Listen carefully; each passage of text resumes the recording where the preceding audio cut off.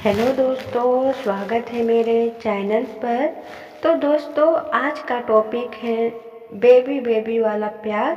तो दोस्तों, आप मेरे चैनल में पहली बार आए हैं तो please like, subscribe and comment कीजिएगा।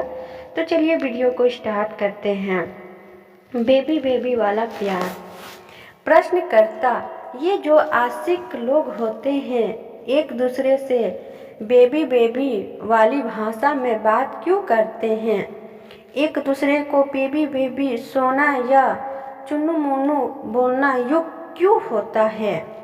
आचार्य जी, वजह तो बिल्कुल सीधी है। बेबी क्या होती है? बच्चा। बच्चे का मतलब है वह जिसके पास चेतना बहुत कम है, समझदारी बहुत कम है। तो वो क्या है? पूरे तरीके से वो एक शरीर है। बेबी माने एक ऐसा जीव जिसके पास कोई समझदारी नहीं है और जिसके पास एक शरीर है। और वह शरीर कैसा है? बेबी सॉफ्ट, मुलायम मुलायम, और उसकी नाजुक सी त्वचा। उसके पाँव भी कैसे हैं? छोटे बच्चों के पाँव देखे हैं कैसे होते हैं? बड़ों जैसे नहीं होते, एकदम नरम मुलायम, गोरे गोरे। उसके तलवे में भी तुम जरा सी ऐसी उंगली छुआओगे तो एकदम लाल सा हो जाएगा तलवा। अभी दो लोग आपस में कह रहे हैं कि प्यार करते हैं एक दूसरे को। वो प्यार दो तरह का हो सकता है। एक तो यह कि जिसमें तुम दूसरे को छोटे से बड़ा बना दो, बच्चे से उठाकर उसको परिपक्व कर दो। और दूसरा यह हो सकता है कि जिसमें तुम एक परिपक्व वयस्क को गिराकर के बच्चे जैसा बना दो। अब अगर प्यार ऐसा है जिसमें आपकी ख्वाहिश ही यह है कि सामने वाला ज़्यादा समझदारी ना दिखा दे, तो आप क्या चाहोगे कि वो जो आपके सामने खड़ा है वो परिपक्व रहे, वयस्क रहे, पौर रहे या अपरिपक्व रहे? अगर मैं चाहता हूँ कि मैं जिससे रिश्ता रख रहा हूँ वो ज़्यादा समझदारी ना दिखा दे, क्योंकि उसने ज़्यादा समझदारी दिखा दी तो मेरे मंसूबों पर पानी फिर जाएगा। तो मैं उसको परिपक्व रखना चाहूँगा या अपरिपक्व रखना चाहूँगा? अपरिपक्व रखना चाहूँगा। कुछ समझ में आ रहा है कि ज़्यादातर लोग रिश्ते बनाते कैसे हैं।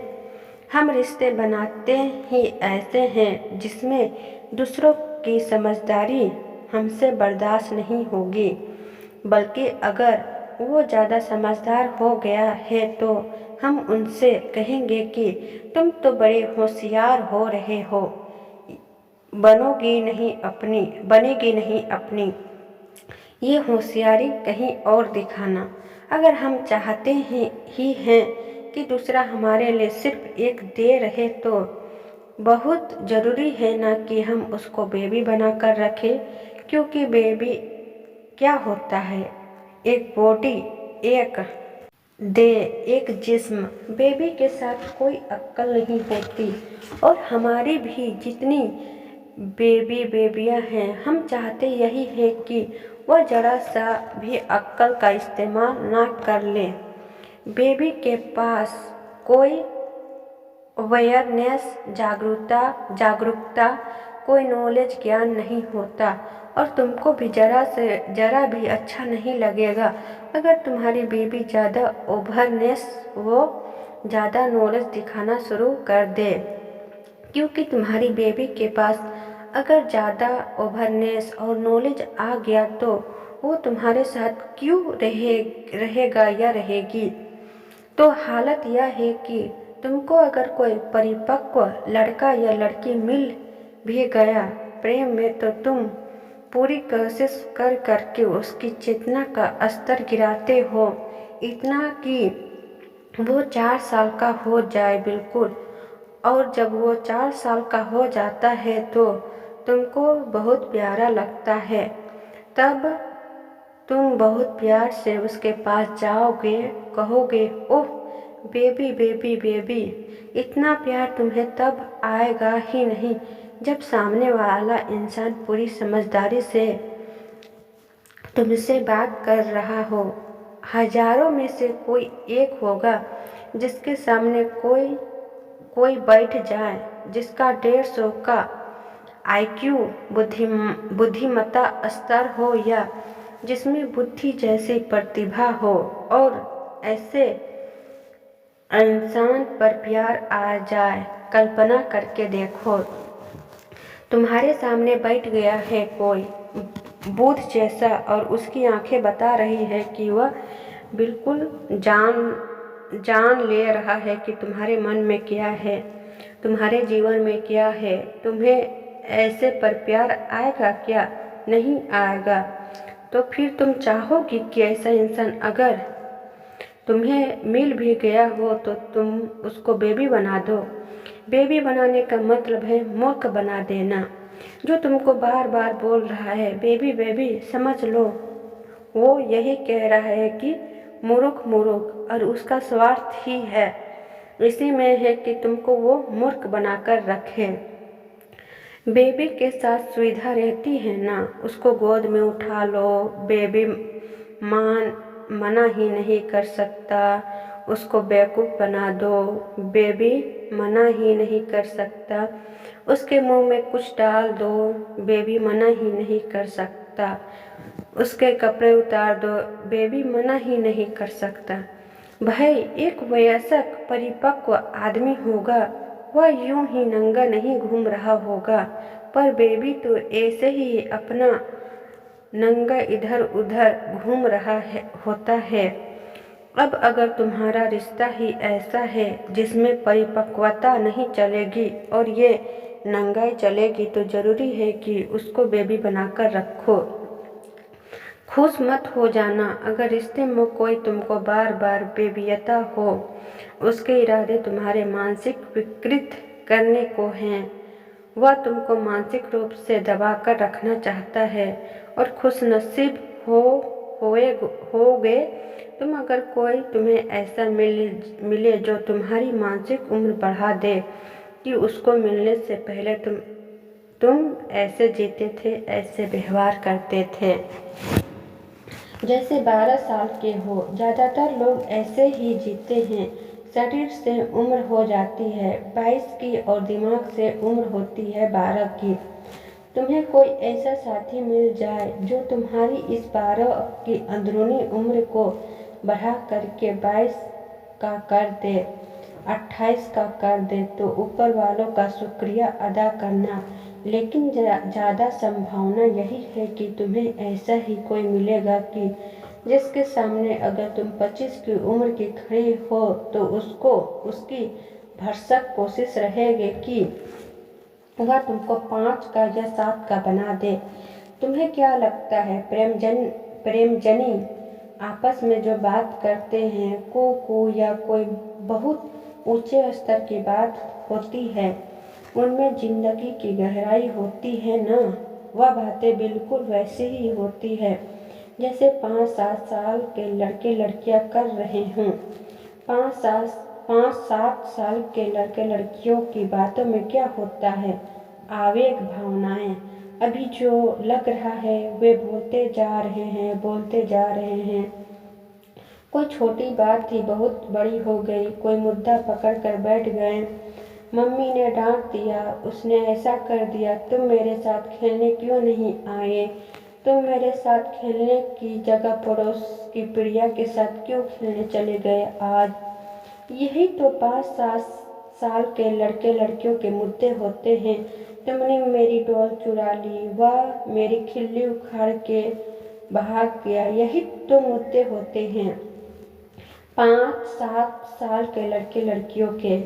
उसने मेरी बैटिंग ही नहीं दी आज, उसने मेरी शटल तोड़ दी, उसने मेरी बॉल फोड़ दी, यही तो चल रहा होता है। तो ये जो प्रेमी होते हैं ये भी आपस में कौन सी समझदारी की बात कर रहे होते हैं? ये बातें कर रहे होते हैं कि फलाने उपनिषद में क्या लिखा है, ये यह बात कर रहे होते हैं कि मध्य पूर्व में क्या चल रहा है। ये बातें कर रहे होते हैं कि कोविड की जो अलग अलग वैक्सीन की परीक्षण चल रहे हैं उनकी क्या स्थिति है। ये जो प्रेमियों की बात होती है यह क्या होती है, ये परम बेवकूफ़ी की बात होती है। ये ऐसी बात होती है कि ब्रेकअप के बाद जब तुम देखोगे कि तुम कैसी बात किया करते थे तो झट से उसको डिलीट मारना चाहोगे कि छी छी छी, ये मैं इस तरह की बातें करता था।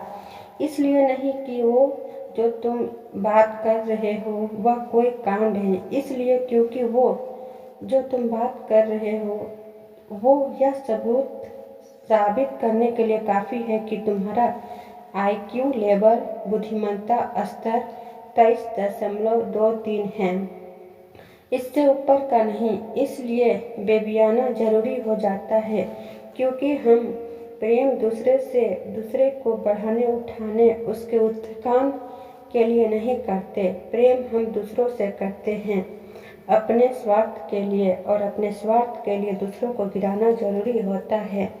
दूसरे को गिराना माने दूसरे को बेबिया दिया कि कल तक तुम कौन थे बलवंत राय अब क्या हो गया है, वो बल्लू बल्ली बेबी बन गए। ये क्या किया इश्क ने तुम्हारे साथ। तो ये कोई प्यारी बात नहीं है, ये कोई निर्दोषता की बात नहीं है कि पंछी बैठे हैं साथ में और एक दूसरे से बेबी टॉक बचकानी बातें कर रहे हैं। ये बहुत खतरनाक बात है। जब यह बात हो रही होती है तो ये बहुत मीठी लगती है। आह आह हा हा, क्यूटनेस की इंतहा हो जाती है। बिल्कुल ओ लो लो लो, लेकिन ये चीज़ बहुत जहरीली है, इससे बच के रहना। फिर याद दिला रहा हूँ, कोई ऐसा खोजो जो तुमको मानसिक स्तर पर ऊंचा उठाए। कोई ऐसा खोजो जो तुमको बस जिस्म की तरह ना देखें। जो तुमको बच्चा बना रहा है वह वास्तव में तुमको सिर्फ एक जिस्म बना रहा है। बेबी माने शरीर, और वो शरीर भी बिना किसी बचाव के, बिना किसी जागरूकता के। या तुम शरीर बनना चाहते हो अपने प्रेमी के लिए, नहीं तो बेबी मत बनो। जाना किसी की प्रश्न। बॉलीवुड गानों में अभी 10-15 साल से बेबी शब्द बहुत उपयोगी होता है, जैसे बेबी डॉल, और बेबी को बेस पसंद है। पहले ऐसे नहीं होते थे आचार्य। उसका नतीजा यह हो रहा है कि जब आप 100 बार सुनते हो कि कोई आपको बेबिया रहा है तो आप आंतरिक रूप से भी बेबी ही हो जाते हैं, क्योंकि ज़्यादातर लोग ऐसे तो होते नहीं कि उनके पास आत्मा का केंद्र है और वो बस अपनी आत्मा के कहने पर चलते हैं। उनको तो जो तुम 100 बार भी बोल दोगे उनको तो यही लगने लगता है कि हम वही हैं। अब हम कोई लड़की है, उसको 100 बार बोल रहे हैं और 4 लोग बोल रहे हैं बेबी बेबी बेबी, तो वह अपनी नज़रों में भी क्यों बन जाती है, वे बेबी ही बन जाती है और फिर बेबी बनकर ही घूमने लगती है। उसके बाद अब न उसकी मानसिक विकास हो सकता है, न आध्यात्मिक विकास हो सकता है। अब वो बस बेबी है। उसके शक्ल पर ही एक तरह की अपरिपक्वता आ जाती है, बचपना आ जाती है। ये जो बचपना आ गया है इसमें निर्दोषता नहीं है, इसमें अज्ञान है। और बुरी से बुरी चीज़ यह हुई है कि उसे लगने लग गया है कि यह जो बचपना है उसकी संपदा है, और वो संपदा ही नहीं। अब वह अपने इस बचपने को हथियार बना लेती है। यह एक हथियार बंद संपत्ति है। हथियार बंद संपत्ति समझ रहे हो? ये जो बचपना है, ये जो क्यूटनेस है, उसका इस्तेमाल हथियार की तरह किया जाता है। कैसे हो गया एक हथियार समझाना जो पुरुष वर्ग है वो खोज ही रहा है किसी ऐसी की जो दे ही दे हो और दिमाग से गोल हो, क्योंकि तुम्हें वास्ता ही क्या है उसके देश से वास्ता है। ज़्यादातर जो पुरुष हैं या लड़के हैं वो कैसी लड़कियां खोज रहे हैं जो बहुत बौद्धिक हो, समझदार हो, जागरूक हो। दुर्भाग्य की बात है कि ऐसी लड़कियां कोई नहीं चाहता। ज़्यादातर लड़के ऐसी ही लड़कियां खोज रहे हैं। इसका उल्टा भी शायद हो सकता है, लड़कियां भी ऐसे ही लड़के खोज रही हो। ज़्यादातर पुरुष ऐसे ही लड़कियां खोज रहे हैं जो शरीर से तो पूरी तरीके से जवान है, वयस्क है, लेकिन मानसिक तौर पर एकदम मूर्ख है, क्योंकि ऐसी लड़की से अपनी स्वार्थ की पूर्ति करना बहुत आसान है भाई।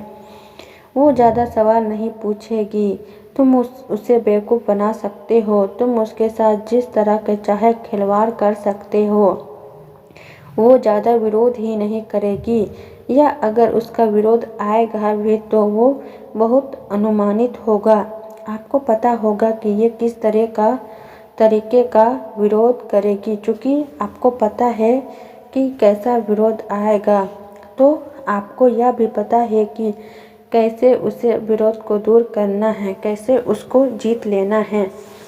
तो इसलिए ये सब चलता है कि दूसरे वाले को उसकी ही नज़रों में यह जता दो कि तेरे लिए यही अच्छा है कि तू बेबी बनकर ही रह, और फिर भी जान जाती है कि मुझे अपने बेबीपन को बड़ा करना है। मैंने कहा हथियार बंद करना है।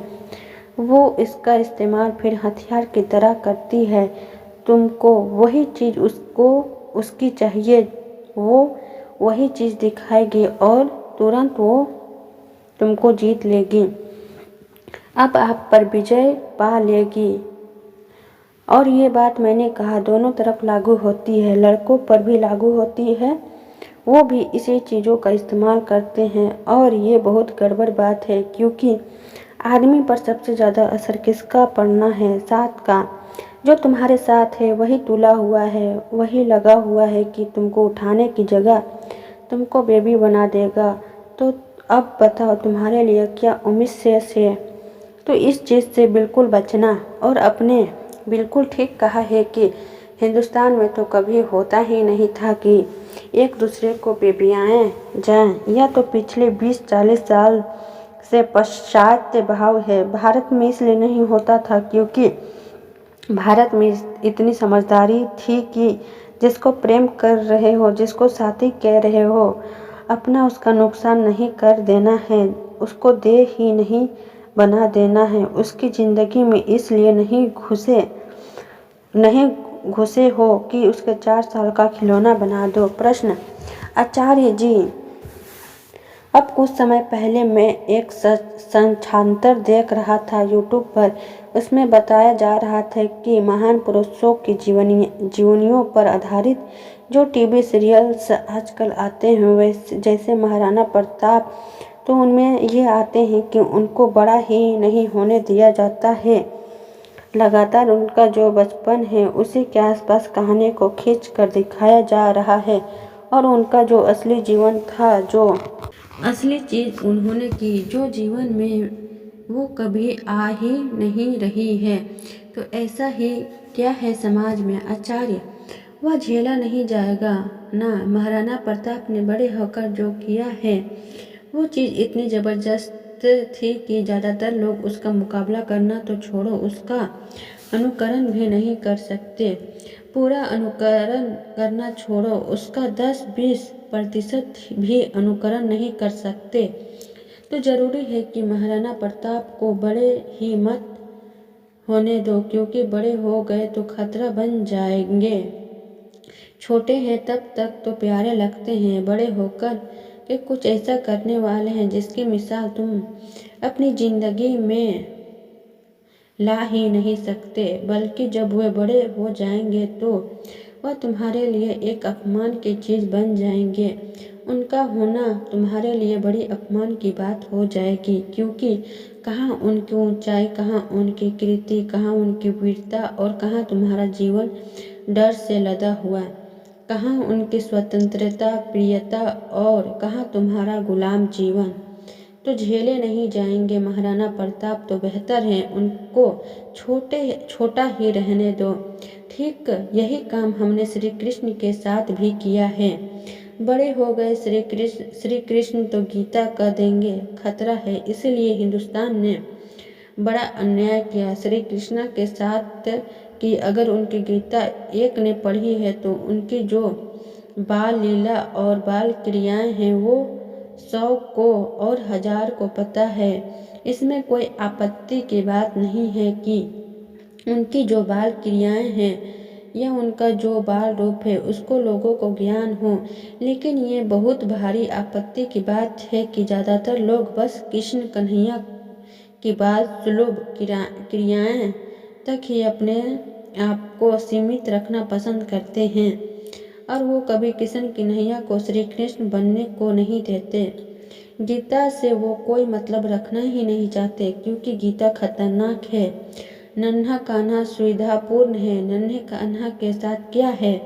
वे ग्वालों के साथ जाता है, गैया चराता है, बांसुरी बजाता है, मोर आ जाते हैं, मोर नाच रहे हैं, गोपियाँ आ जाती है, गोपियाँ नाच रही है, कुछ मीठे बातें हो जाती है, फिर वापस आता है तो माँ के साथ कुछ उसकी नटखट नोक झोंक हो जाती है। माँ थोड़ा इधर उधर होती है तो वह कभी मक्खन, कभी दही, कभी घी चुरा के खाता है। इस चक्कर में पात्र फोड़ देता है तो माँ आती है तो किसी भी अन्य नटखट बालक की तरह कहता है, मैं नहीं माखन खायो। तब अब इन सब बातों में रस भी आ जाता है और कीमत चुकानी पड़ती है। तो ज़्यादातर लोग कृष्ण भक्ति के नाम पर बस अपने आप को इन्हीं चीज़ों तक सीमित रख लेते हैं। और मैं फिर कह रहा हूँ, मेरा आशय ये बिल्कुल भी नहीं है कि इन बातों का ज्ञान ना हो, ये श्री कृष्ण की बाल लीलाओं का रस ना लिया जाए। सुंदर है, मीठी है उनकी बाल लीलाएं, जरूरी उनका आप रस लें, लेकिन मुझे बताएं आप गीता तक के क्यों नहीं गए? यदि श्री कृष्ण आपको वास्तव में प्रिय है तो गीता की इतनी उपेक्षा और अवहेलना कैसे कर दी आपने? कहीं ऐसी तो नहीं है कि अपने मन की आंतरिक साजिश है? क्योंकि अगर आपने श्री कृष्ण को बड़ा होने दिया होता तो निष्कर्म कर्म भी सुनना पड़ेगा। निष्कर्म कर्म सुन लिया और जीवन में उसका अनुपालन नहीं किया तो बड़ी बेइज्जती की बात होगी। तो इससे अच्छा यह है कि यह नौबत ही नहीं आने दो कि श्री कृष्ण के निष्काम कर्मों की शिक्षा हमारे कानों में पड़े। ये नौबत ही नहीं आने देंगे। कृष्ण को हम बड़े ही नहीं होने देंगे। घर में श्री कृष्ण की प्रतिमा भी रखेंगे तो कितनी बड़ी, वो छोटी सी की बाल गोपाल बैठे हैं, बड़ा उन्हें होने ही नहीं देंगे। मैं फिर कह रहा हूँ, श्री कृष्ण के बाल रूप से किसी की कोई आपत्ति नहीं हो सकती है। बहुत सुंदर है, बहुत रसिक है, लेकिन उस बाल रूप में से आगे जाकर कभी श्रीमद् भगवत गीता तक नहीं पहुँचना, ये बहुत गड़बड़ बात है। प्रश्न, आचार्य जी, आजकल एक शब्द काफ़ी उपयोग होता है, टॉक्सिक रिलेशनशिप, जहरीला संबंध। आमतौर पर जब कॉलेज के दिन में रिलेशनशिप होते थे तो शुरू में बेबी बेबी वाला खेल शुरू करते थे, क्योंकि लगता था कि इससे काम शुरू होगा। फिर थोड़े दिन बाद आपको लगता था कि जब वो काम हो गया, आपका काम वासना की पूर्ति हो गई। अब जब आप चाहते हैं कि कुछ अच्छी बातें भी करें, और जब आप शुरू करते थे तो वो बातें होती नहीं थी, तो फिर कहते थे बकवास, क्या रिलेशनशिप है। लेकिन फिर से वापस कम वासना आती थी, फिर वहीं फंस जाते थे। तो ये एक पूरा दोष चक्र बनता है कि यहाँ से निकलना भी चाह रहे हैं, लेकिन साथ साथ आपको काम वासना खींच रही है। मुझे लगता है कि ये चीज़ शायद टॉक्सिक रिलेशनशिप का पूरा अखाड़ा बनता है कि एक तरफ आप सोचते हैं कि चलो ये करके हम छोड़ देंगे, लेकिन वो रह ही नहीं पाते, फिर आचार्य करके छोड़ भी नहीं सकते, और जिससे आपने रिश्ता की शुरुआत ही बेबियाने से करी है, उससे आप फिर चाहो कि आगे जाकर आपका रिश्ता ऐसी ऊंचे स्तर का हो जाए तो बड़ी कठिनाई होती है, क्योंकि जो मूल समझता है उसको नियम व शर्तें ही यही है। तुम बेबी हो, मैं बेबा हूँ। अब तुमने 2-4 महीने बाद उसे समझौते का बदलना चाहा, एक तरफा संशोधन करना चाहा, तो वह दूसरा पक्ष थोड़े ही तैयार हो जाएगा। वो कहेगा, ठहर जा, तुम कल तक मेरे बेबे थे, आज तुम में अचानक से बौद्धिक बन गए। ये तो परिभाषा का उल्लंघन हो रहा है।